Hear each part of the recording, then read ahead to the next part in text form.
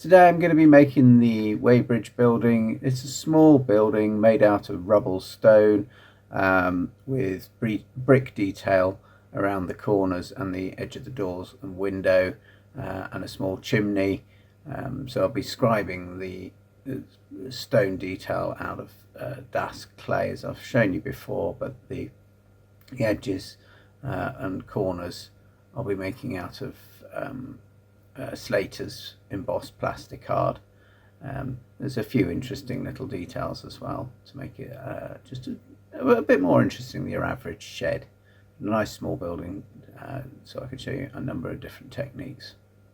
So I've got a sheet of Slater's plain bond embossed brick plastic card.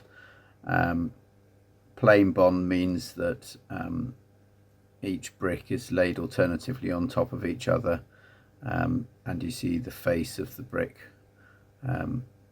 of all the bricks, rather than there being any end on or half bricks in any pattern. It's a nice simple style that would have been used just for the corners. It's not a very strong bond, and wouldn't necessarily be used for the main walls of a building, but it's perfectly good for corners and edges. So the dimensions, it helps you work out the apertures of your doors and windows. So effectively each brick in 4mm scale is 3mm long and 1mm high. So it's quite useful for working out how big you need to make your apertures for windows. Obviously, if you've got a photo of a prototype that you're building, you can count bricks and then you can work out the size of your doors and windows. And actually, that's how I go about working out the size of a lot of these buildings that have long been demolished. And thickness wise, if you measure it, it's about 0.4 of a millimeter wide. So when you're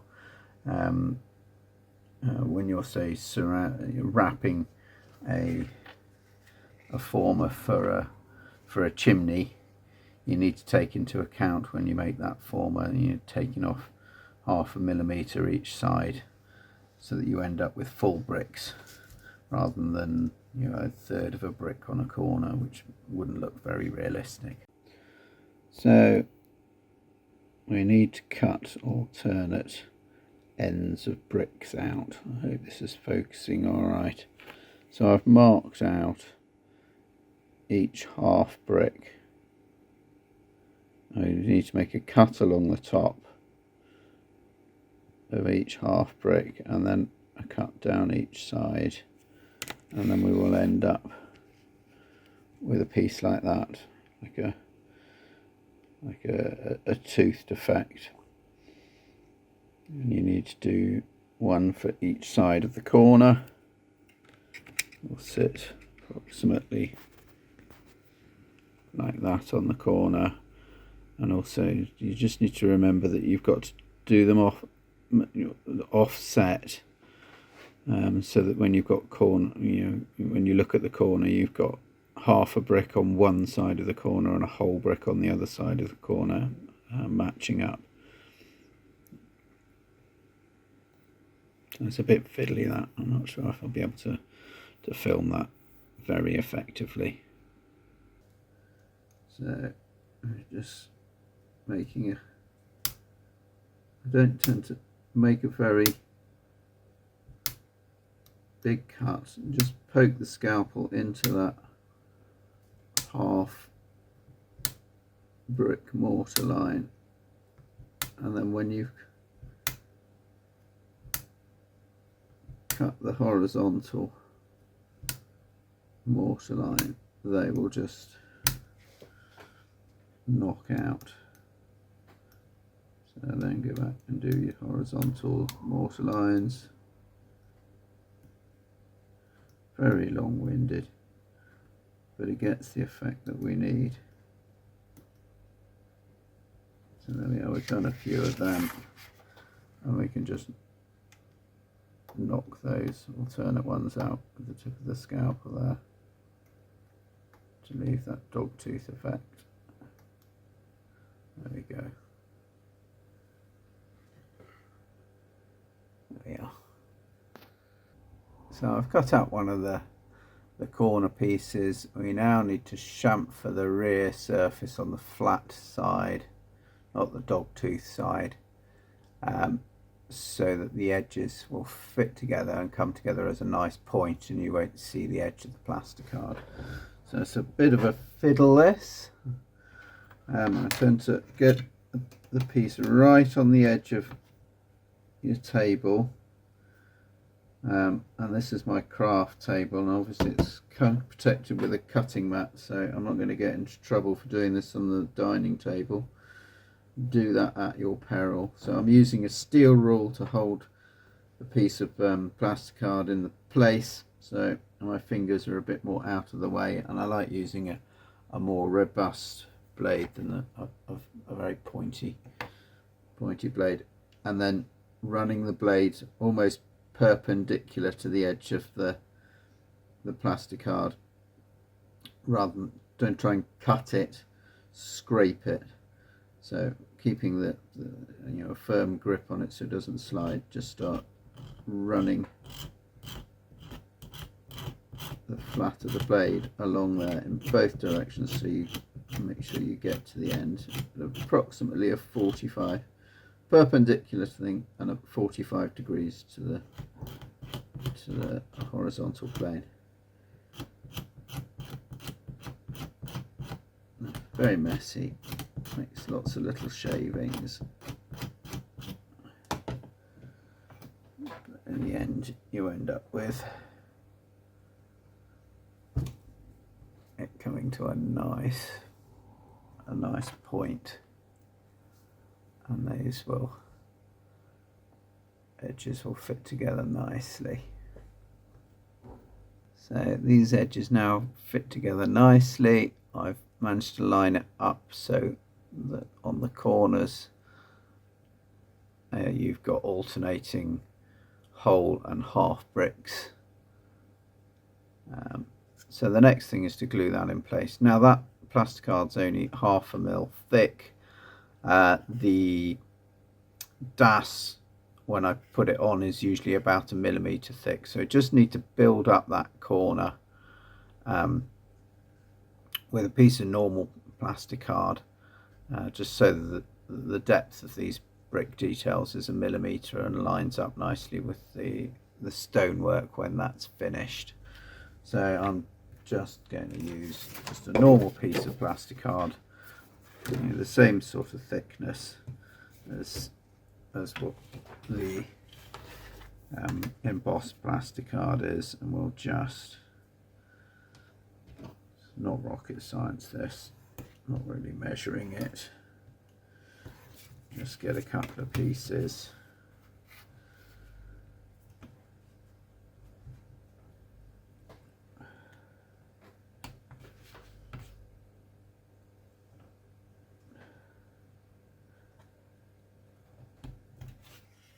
Now with our trusty Evo stick that sticks anything to anything else, we're just going to build that corner up with the plasticard.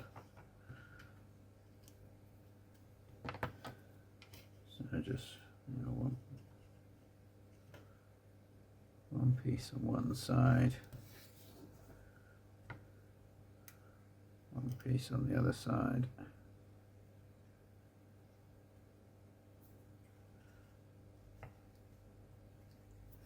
I'll just leave that to go off a little bit. So that's holding in place now. Now I like to use a slightly more viscous adhesive for laminating. It doesn't evaporate quite so quickly. So we just simply put one on there.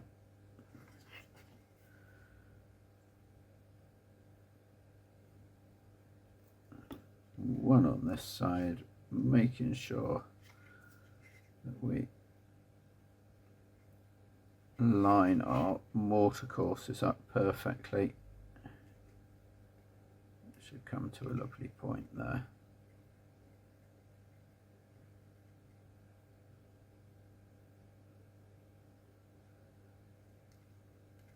And then just to reinforce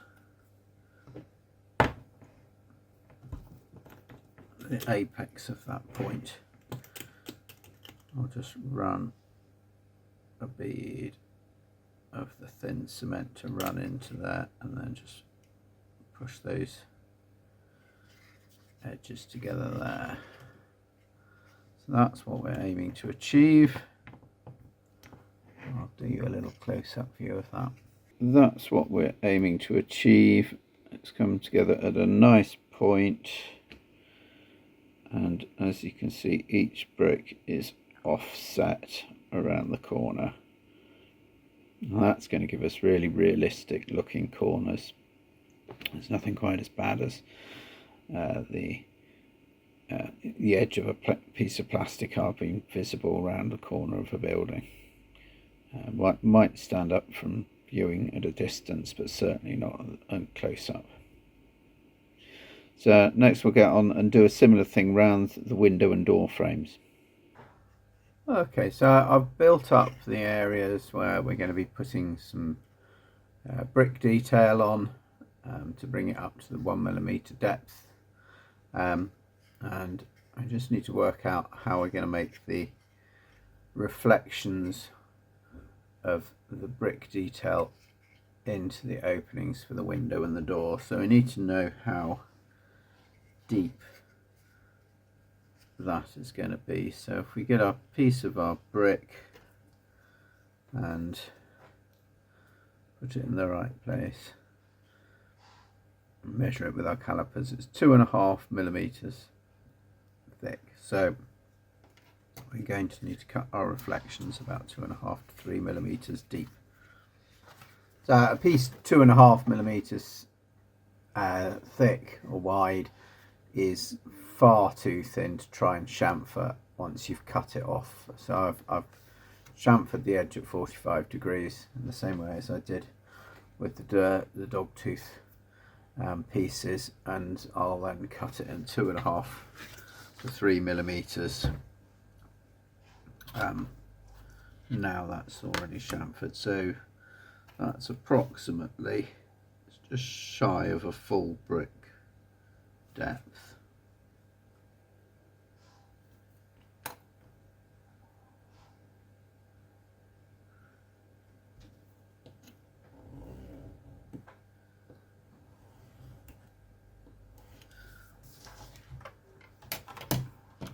So now we can go round with our pieces, and then that will fit. The trial run, yeah, that will fit quite nicely into there. So we cut my little sort of reveal. Again, our trusty Evo stick, because we're sticking it plastic to card again. Just need a tiny bit in there.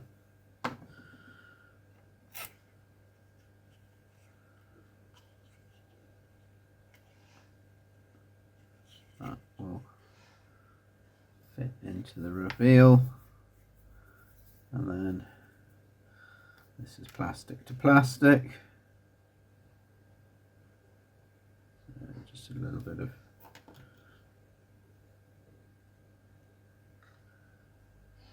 a little shaving stuck in there.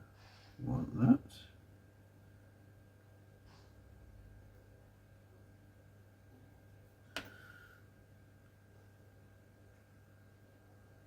Alright. So just slide that into place. We've got our brick reveal there. Just make sure that the brick courses line up with each other.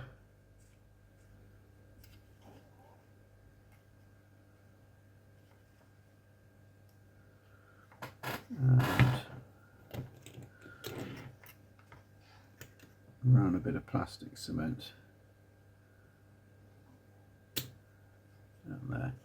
So I'm going to go on and do all the other reveals in a similar way. So here I've just scribed a little strip 3mm wide with bricks a millimetre apart, just for the arch at the top of the window. You scribe it in a straight line in a little strip, and then if you make a little cut about a third of the way along each mortar line on one side, it will force it into a very slight curve. So we'll get that fixed, and as you can see, we've got some nice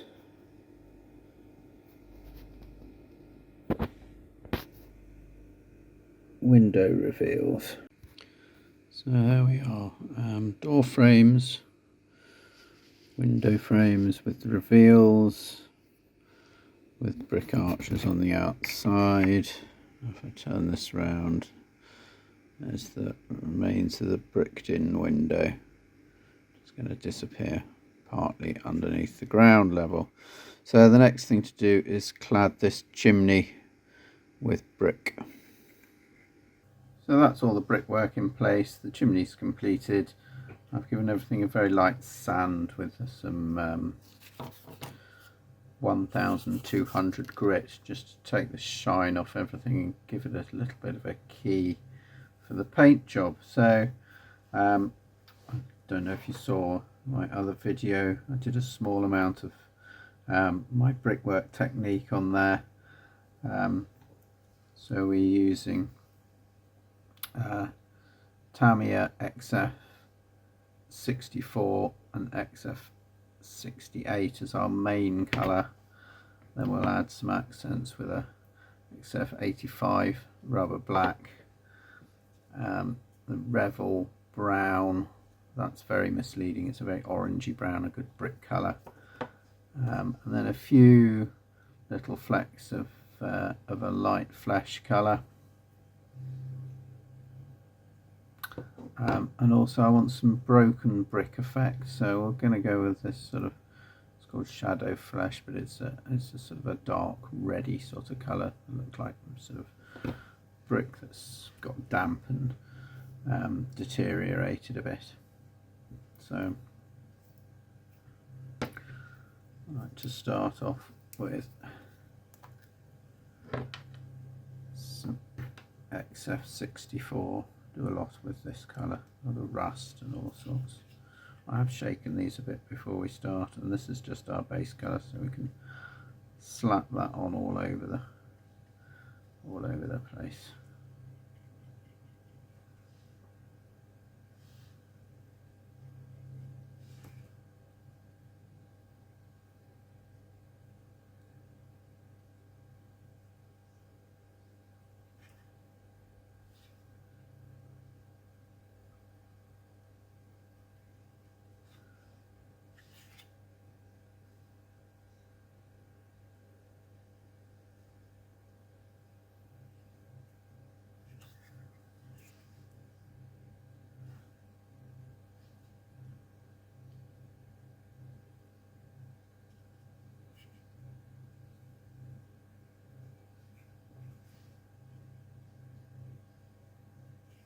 There we are, that's our first layer.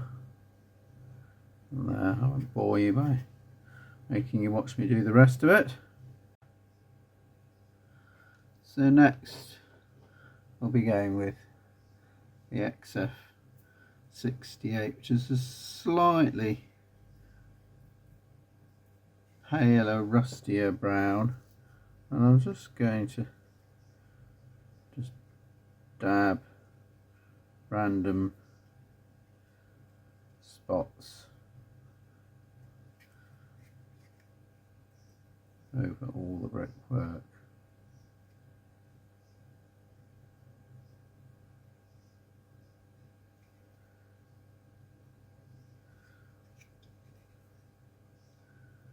You don't want a complete full layer, full coat of this.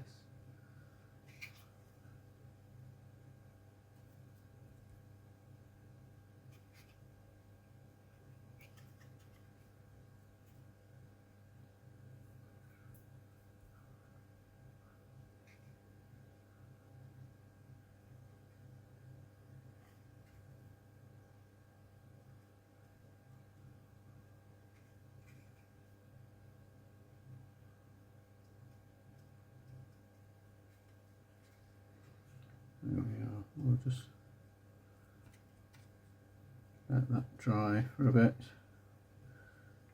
Some of the reveals.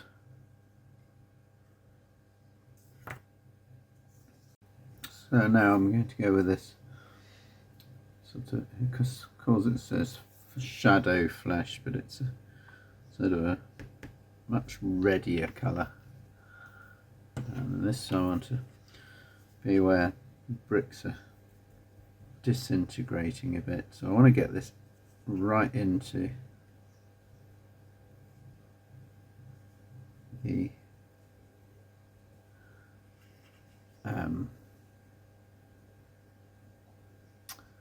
mortar layers.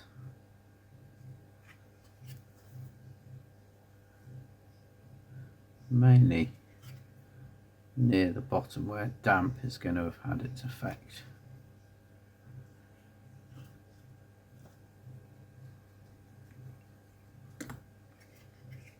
You can see there's a few ready areas there.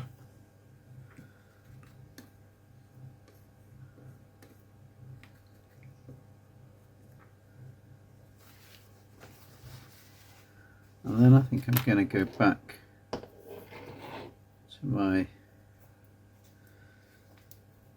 64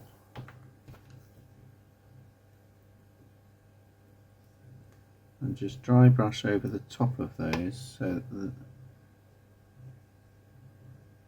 the ready areas are sort of more in into the mortar lines than the surface of the brick. Makes it look a little bit more patchy.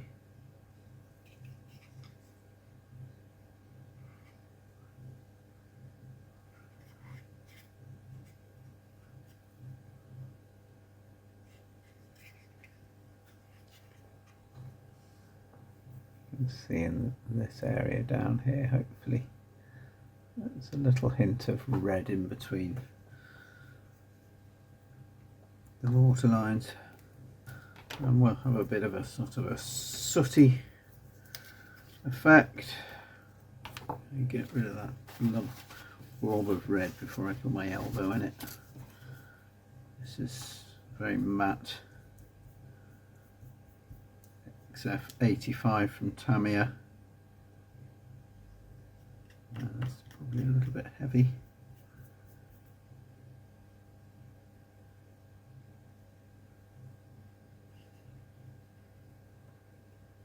And with the flat of the brush, just dab some areas on there.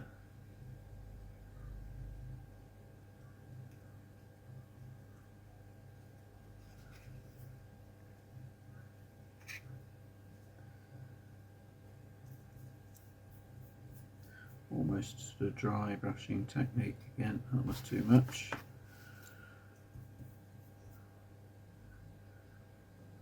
Quite a bit on the chimney.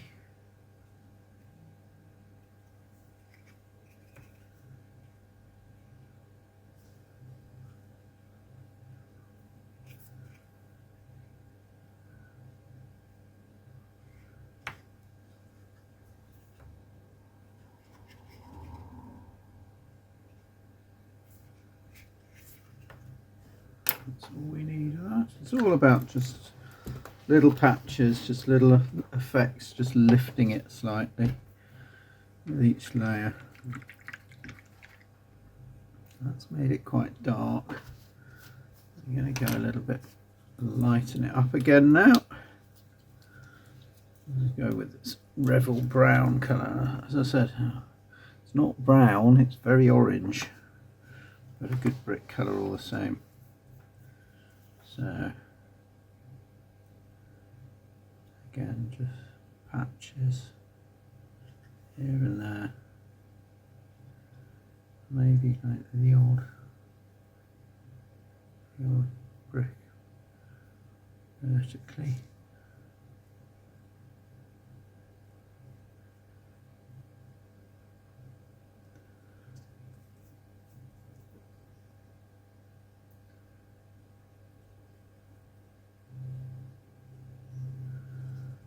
If you notice, I'm not really letting it dry much in between, because it doesn't matter if these colours get blended in a little bit.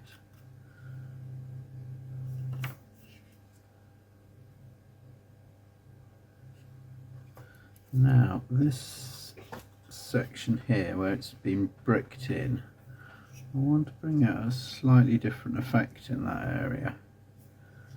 So I'll go with a little bit in the surrounding area, but if I dry brush that all enough, might it look like it's been done repaired out of a different stock of bricks.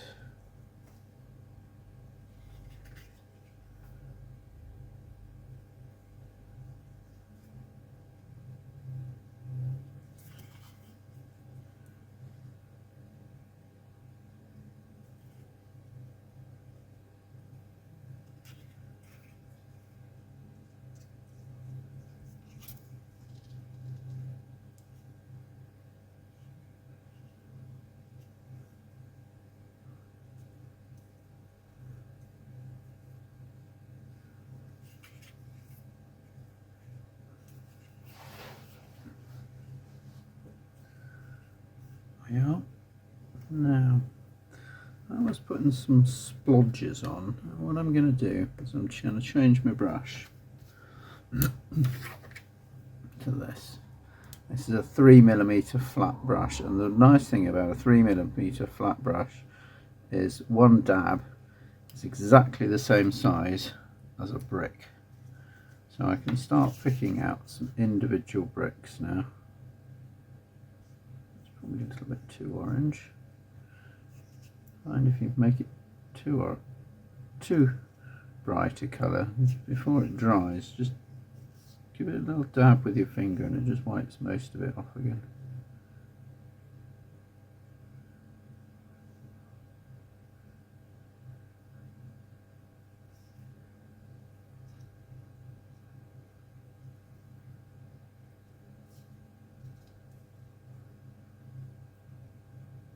No pattern to it, more random the better.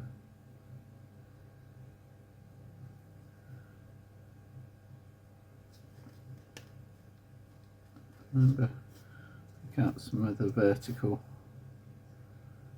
bricks on the lintel.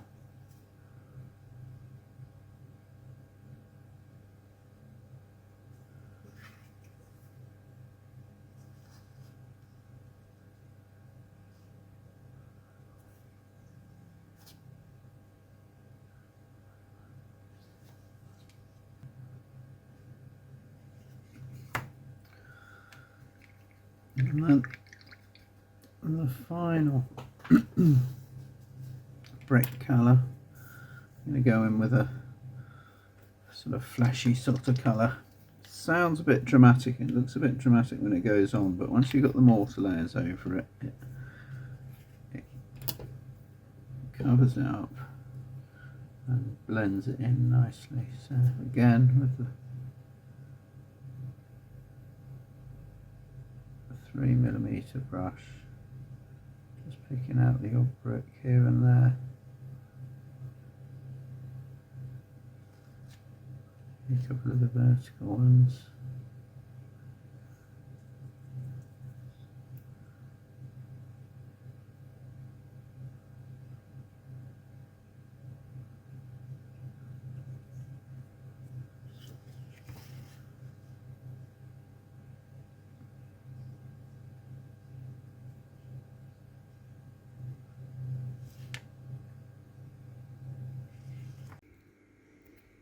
So that's the effect that we've got now. Almost looks like I've painted every single brick individually. But obviously it's happened an awful lot quicker than if we did that. Okay, so now we need to get the mortar layers in. Let that dry a little bit first. So this is how I make my mortar layer. Just got some very fine pre-made wall filler here. Take a little scoop of that out, dump it in our mixing palette. Now we want a bit of water. I'm just using the water that I've been cleaning my brushes in. A bit of colour in it. It doesn't do it the slightest bit of harm. Some beigey, mocky colours, perfect. Getting that mixed up a little bit. And we've got this, which is a beigey coloured emulsion tester from B&Q. This one's called Stone Age. Doesn't really matter too much. You just don't want this white. That's tight. So we'll get a brush in there. Get an old brush. Mixing in. There we are. That's starting to turn a sort of a mortary, cementy colour.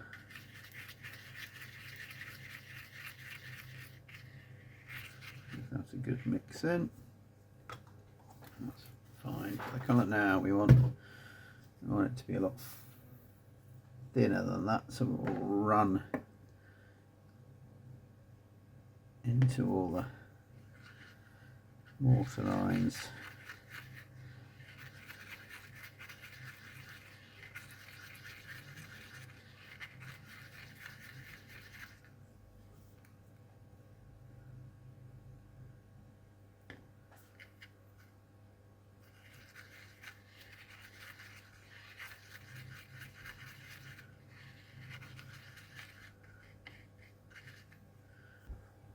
That's mixed.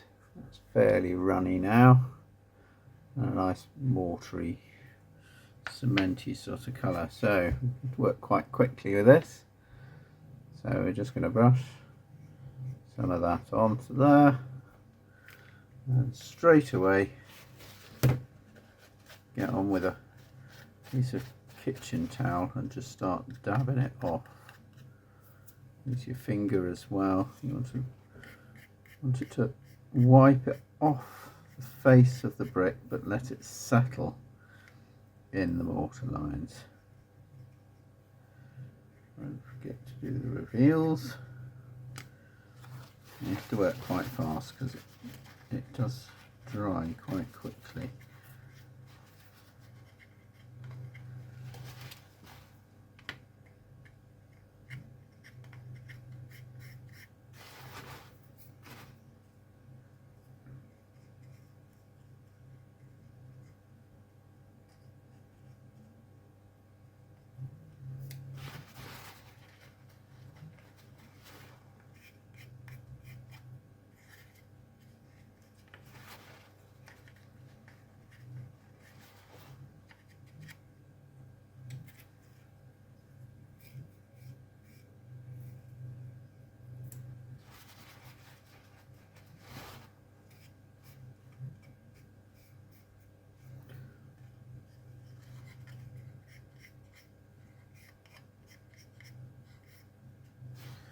There we are.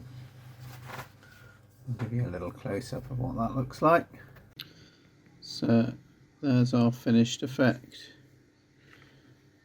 with water settling in between the bricks, varying colour of bricks.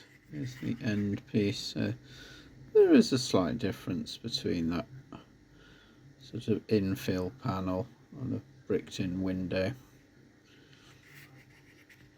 Well, the only other thing really to do is put in a doorstep and a windowsill, and then we'll come back when that's all dry and what tomorrow, I think we'll put a layer of das over this and carve that out into the stone effect.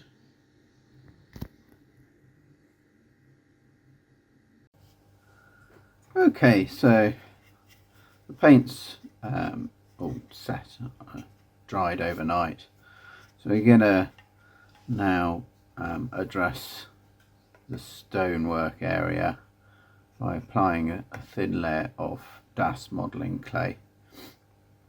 So we've got some das modelling clay here, pasta roller. This is my pasta roller. I haven't stolen it for the kit from the kitchen. I'm not going to get into trouble for using it for this. I would ask permission if your wife or husband has a pasta roller that you want to use to do this. We've got some PVA glue and a little piece of tin foil. So I start off on the widest setting on the pasta roller, which says 1 on it. I think it's an arbitrary scale. To me it looks like it's about 2.5 millimeters. And we just roll our piece of clay through there, and we've got that, a nice piece there. So move it up to the next setting, which is about 1.5 millimeters by the looks of things. Run it through again, and then on to 3, which is about 1 millimeter, and that's the final setting that I use. You can go finer if you want with this, but that's fine for what I want. So there we have it, a nice piece of thin, smoothly rolled das clay. We'll get rid of this for the time being.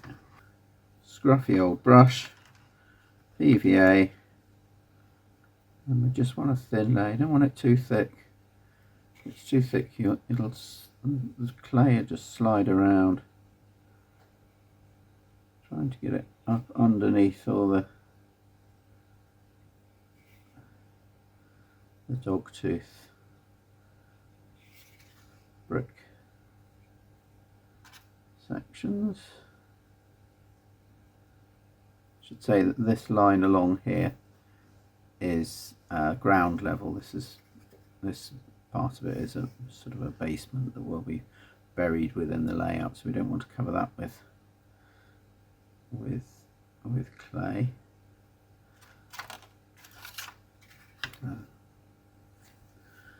We get ourselves a section that's going to be big enough to do that. Make that nice clean cut along our ground level and just gently press it into place.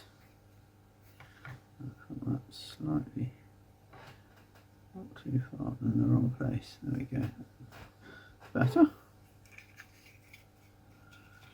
Press that into place.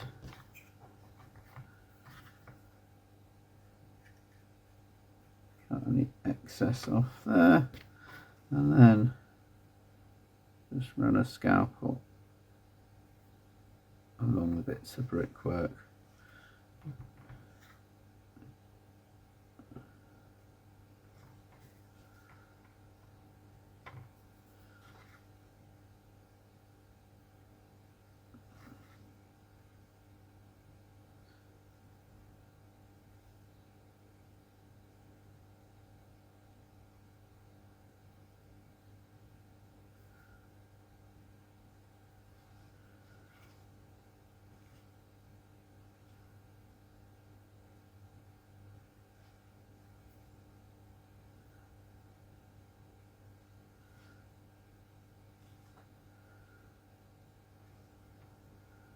There we are.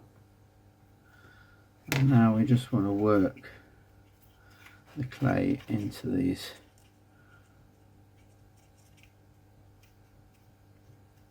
bricks.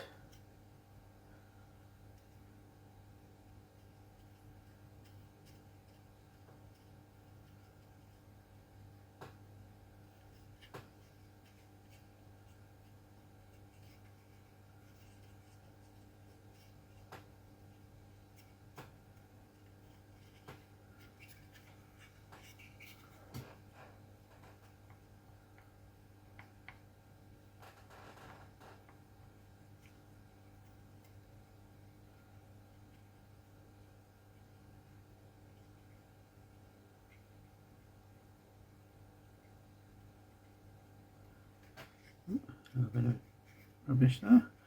So I'll carry on around the rest of the building and then I'll show you how I texture that first. Okay, so that's all of the surfaces covered. Now I now need to put a bit of texture on this, so it's actually just starting to go a little bit leathery now, so we'll just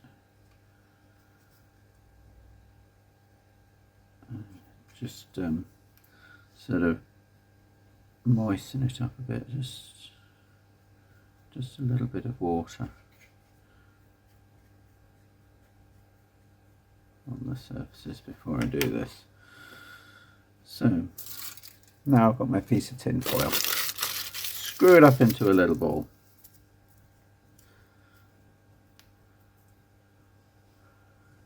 And now,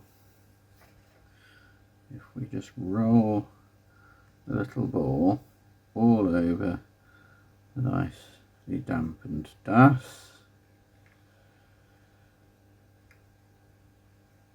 it will create lots of random little dimples and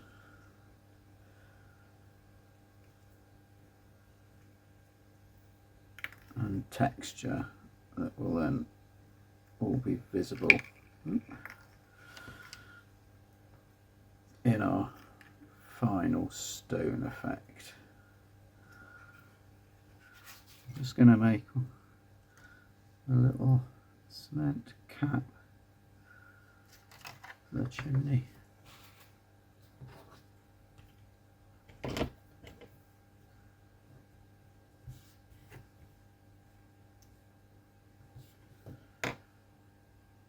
And if we put that on there, and then if we just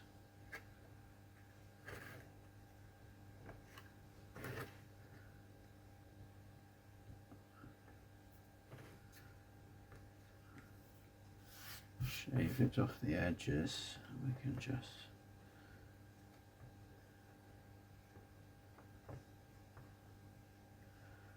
make it come to a little point there. Okay, so there we are. I'll get the camera off and we'll do a close-up of that so you can see the effect as it is. So here we are. You can see the effect that the tin foil's left on the das clay. There's the side, the rear, our little cement capping, and this side, and that will hugely change the effect of the stone when we come to carve that out. So I'm just going to stick that on a radiator for an hour or so, and that'll dry in that time. It dries quite quickly, this stuff. That's had about an hour sitting on the radiator and it's nice and hard now. So I'm going to start scribing the stone effect into the das, similar way to I did at the base of the waiting room shelter. I've got a scribing tool here which came from a kids art set where they provide you with I think it's a sheet of metal with a black paint over it, and you scribe the picture that's already printed on it, and it comes through in the metal art. But it provides a nice sort of almond shaped point. So we're just going to start scribing stones in. I know it doesn't show up very well at all on camera, but the effect will come through when we start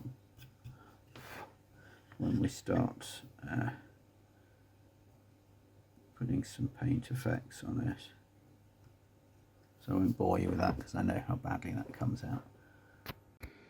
So there's this scribed stone effect. Doesn't show up very well while you're actually doing it. You've got to get the right light on it at the right angle to be able to see it adequately.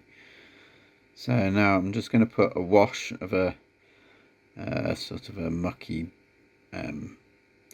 dirty old mortar cement colour over all of the all of the stone effect. So there's our yucky mortar effect, and we'll just put a wash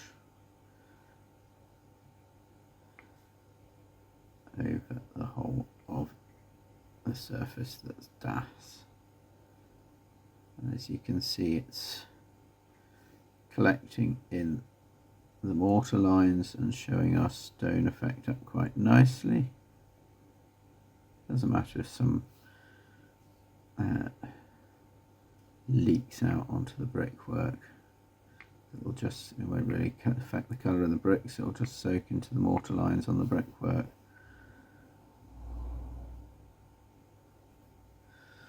So there we are, that's one side.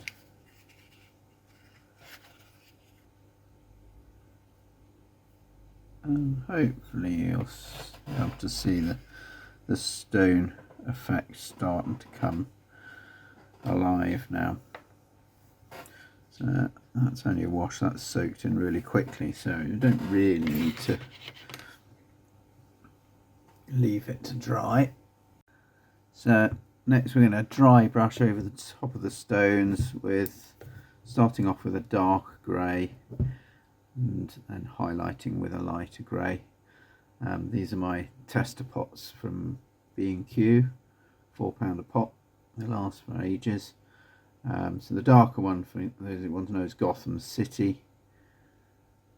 The middle one is Weathered Cottage, quite appropriate, and this right hand one is Stone Age. Will work quite quickly because you can blend these colours in as you go.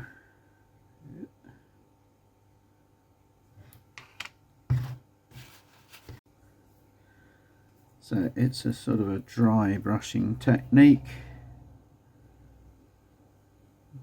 If you go at sort of 45 degrees to the angle of the courses of your stonework, and then your brush will stay on the top of the stones rather than filling up your mortar lines with paint, which you don't want because you've already got a nice mortar-y colour in there.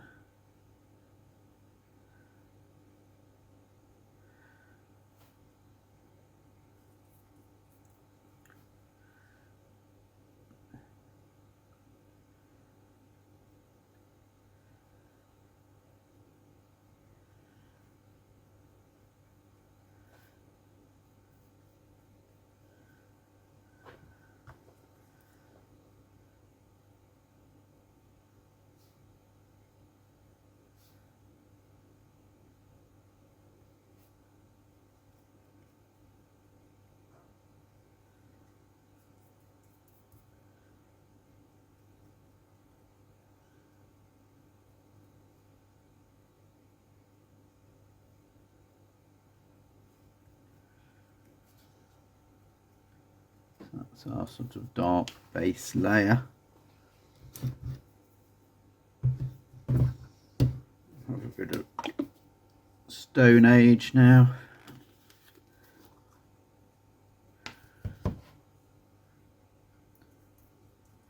Doesn't matter if we mix it in a little bit.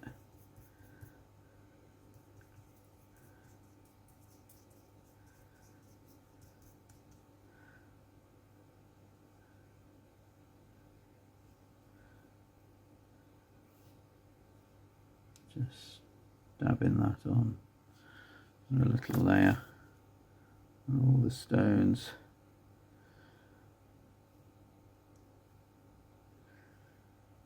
And that just sort of highlights. Oh, I finally got the lid off the Stone Age. No, not Stone Age. This is the Weathered Cottage. And again, just highlighting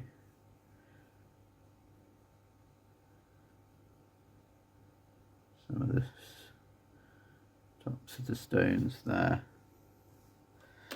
I'll do you a little. So that's how it's looking now. I might put a few little dabs into those mortar joins it with the dog tooth with the brick, just to make it not stand out quite so much. So there we are with our stonework. It's not quite on there. Our stonework finish, keyed into brickwork, cement lines.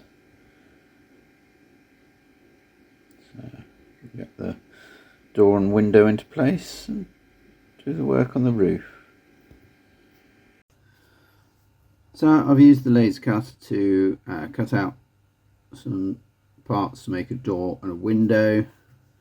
So we've got a little window frame, and then these parts for the door that will sit on top of that to make the detail, and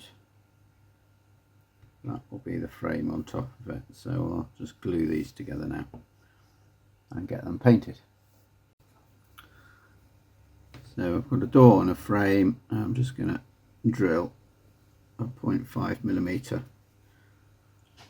hole in the door to take the door handle. There we go, we'll get that painted. Right, so I'm going to make the doorknob here, and I make them out of some track pins. Now you can see I've got 2 track pins here. This is the original Pico track pin, and this is what I use. This is what is currently being produced as a Pico track pin. As you can see, it's about twice the gauge, but these very fine track pins make beautiful little door handles. So here's our painted door. I went with green in the end, strayed away from the Great Western colours. I thought that, you know, this being a sort of by the wayside, a sort of lower rank building down in a goods yard, it may not have received a coat of Great Western colours in 1923, so I thought it might keep its original Cambrian colours, which is approximately this green sort of colour. I don't think I've got a swatch that tells me exactly what colour Cambrian green was, but so anyway, just passing the track pin through the pre-drilled hole that we made earlier. As we can see, it makes an ideal little door handle, and a little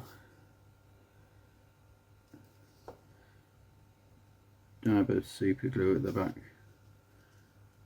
to fix it in place, and then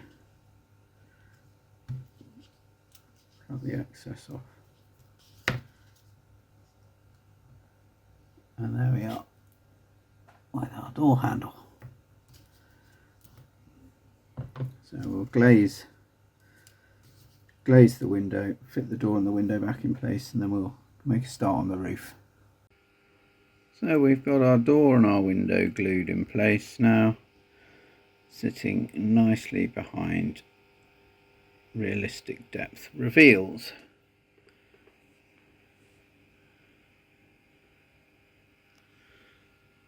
We'll get on with the roof.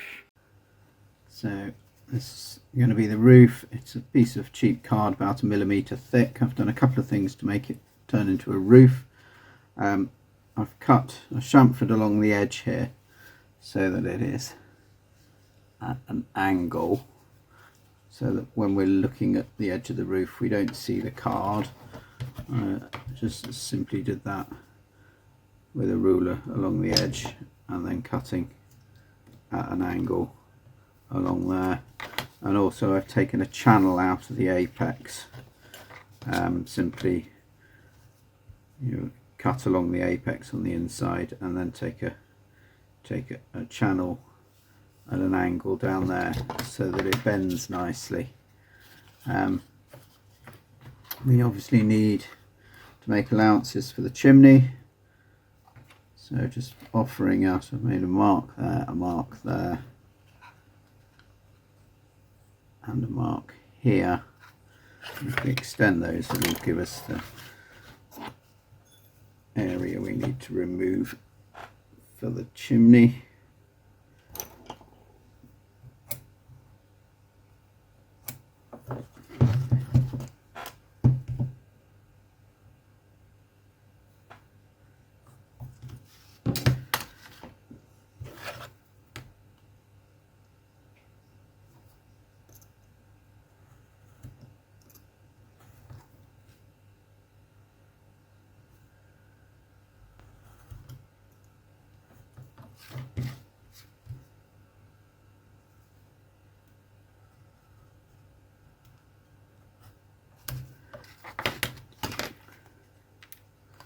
So that should now fit nicely,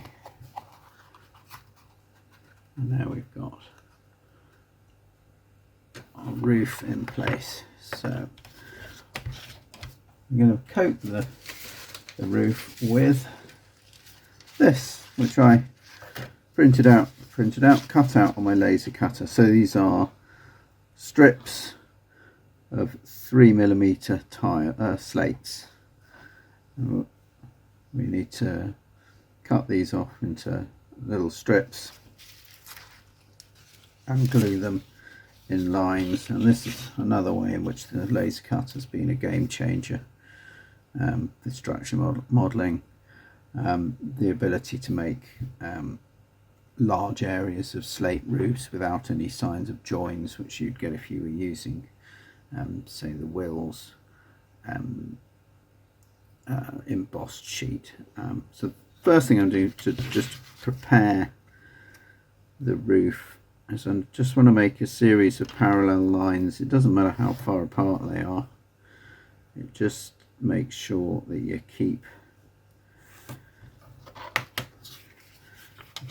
it is important to put one along the apex so you know when to stop.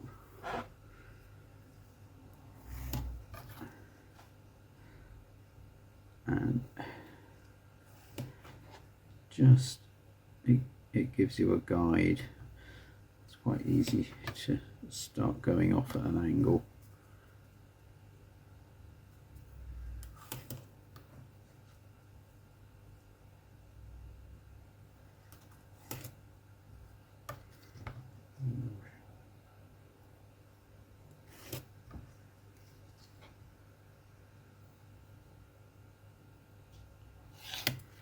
There we are.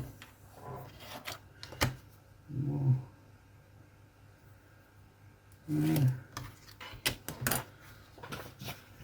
Okay, right, so I've cut the strips off. This is what they look like. So each one of those little slate lines is actually a cut rather than just a printed line. Got some BVA,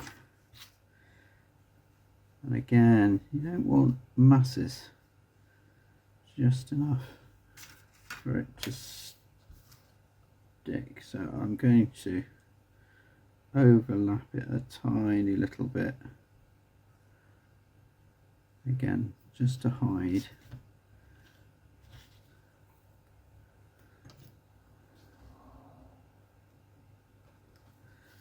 the edge of the roof. And it's the first one in place.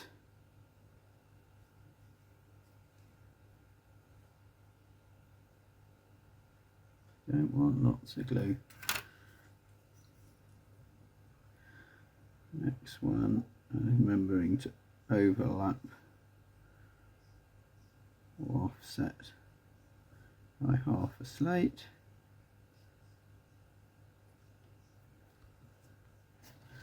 Just turn it over, press it down, and we just carry on like that.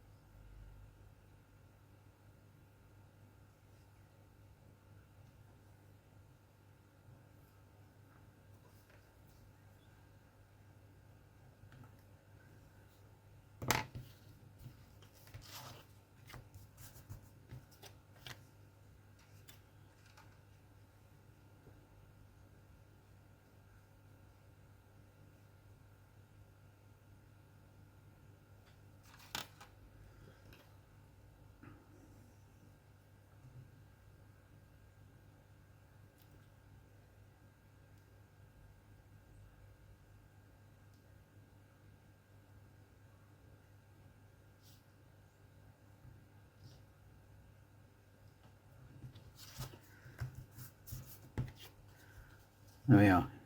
You get the idea there. I'll carry on and finish that then. So there we are. That's taken me about 15 minutes to do a piece of roof that size. It took my laser cutter 10 minutes to cut out a A4 sheet of these little strips. So as you can see, it's certainly a lot quicker than cutting and applying individual slates. So all remains now is just to cut the overlapping edges off.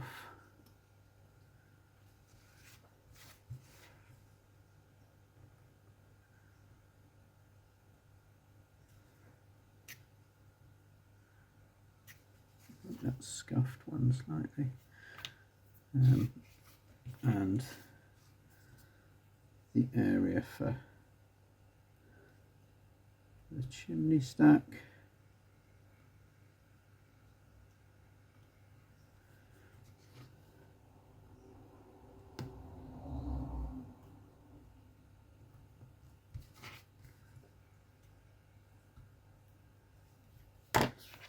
There we go.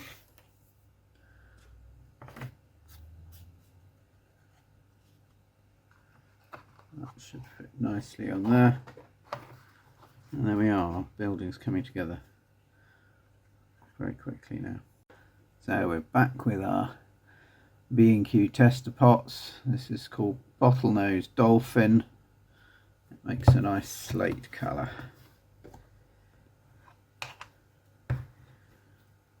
So I'll just get a coat of that on.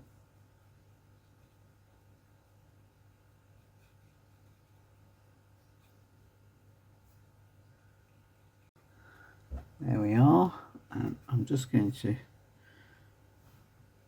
just get a little bit up underneath the eaves in case any of that is visible.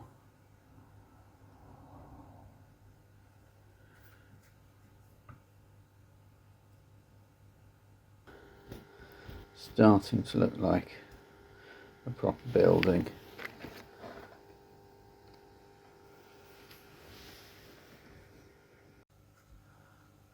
So in the meantime, I've made some barge boards and some guttering and a downpipe. No rocket science there, that's just made from evergreen plastic strip, Slater's half round, a little bit of gardener's wire. So I'm just going to put the ridge tiles along here. I'll show you how I make that. So just cut a strip of paper the length of the ridge, which is 9 centimeters in this case, and 6 millimeters wide, which will cover the gap between the slates on the ridge. I've scored a line down the centre. I might do that again, it's not quite bang on. Down the centre on the back so that it will fold nicely. So we just get it going. There we are.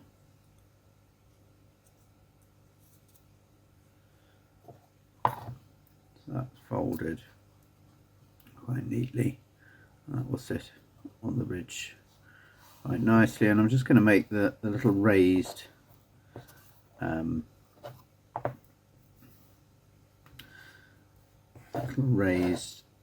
sections between each tile.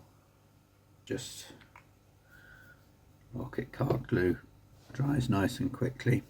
So I've made little measurements at 5 millimeters. I'm just going to stick this little tiny strip of, again this is just paper,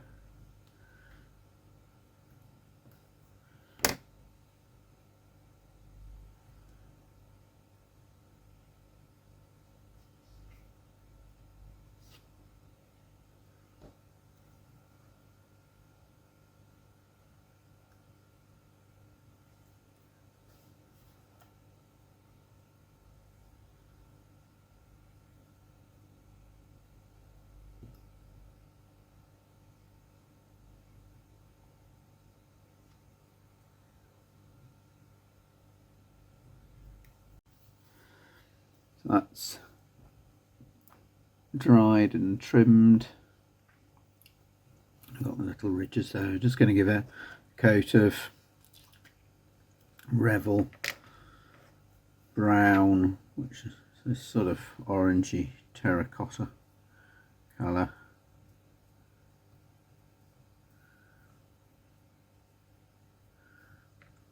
Might need 2 coats.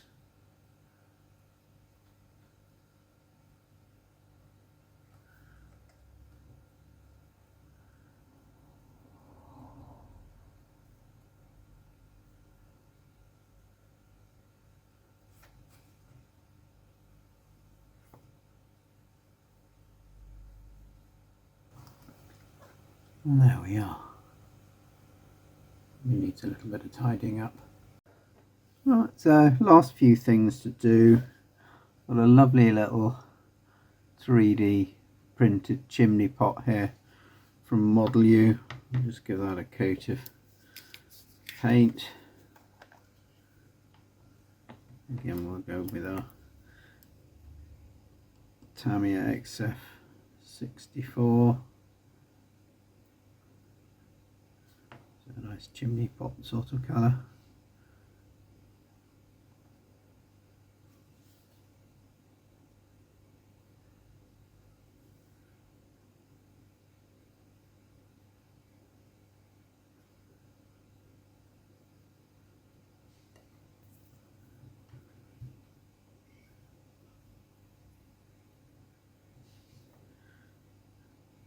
Into the hole.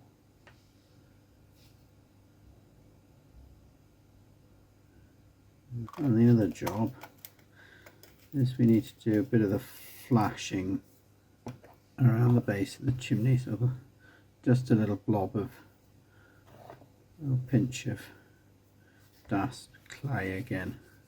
So it's often done just using with a bit of flashing of cement rather than lead work. And it's much easier to represent.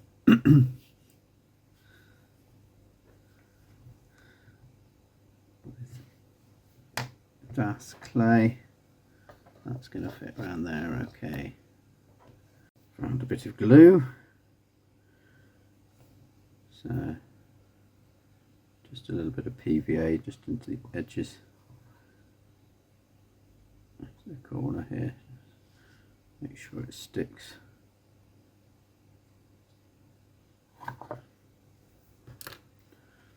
And a little worm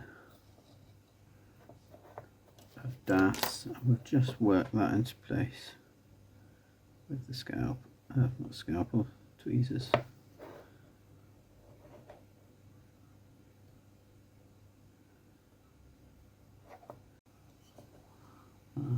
Chimney pot is in place with just a dab of super glue, and I've made a sort of a wash of a dirty sort of colour for the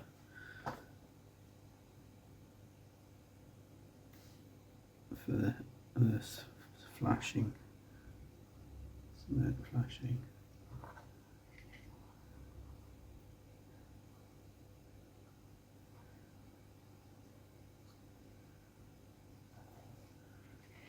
Some over the top as well.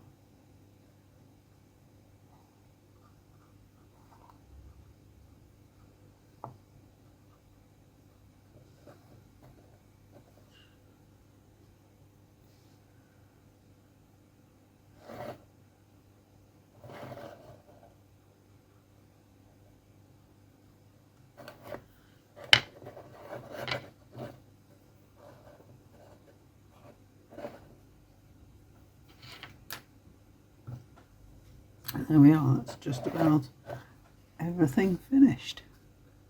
I'll do some close-ups. And there's the finished building in situ, recessed into the embankment with the little path running behind it, down from the platform. The eagle-eyed of you might notice there's a bit of greenery appeared in the background. So our next video we'll be looking at that. So don't forget to hit subscribe and you'll see that video come up in the future. Bye for now.